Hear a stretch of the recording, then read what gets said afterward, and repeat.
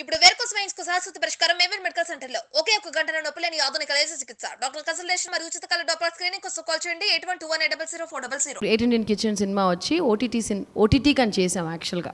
It's OTT film, ఇది theatrical film అని మనం చేయలేదు.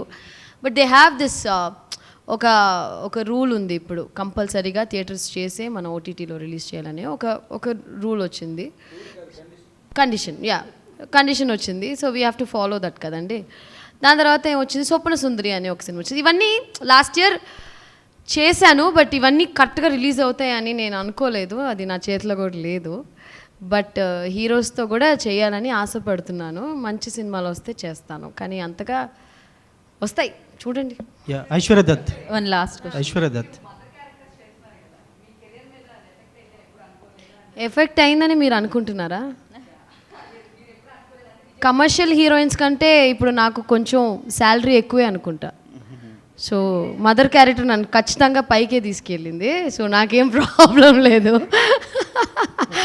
నేను ఫస్ట్ సినిమాలో 2 పిల్లలకి తల్లిగా చేశాను, సెకండ్ అలాగా చాలా సినిమాలు చేశాను. ఇప్పుడు ఈ సినిమాలో 3 పిల్లలకి తల్లిగా చేస్తున్నాను. ఫర్ మీ మదర్, సిస్టర్, చిన్న క్యారెక్టర్ అది కాదు ఇంపార్టెంట్.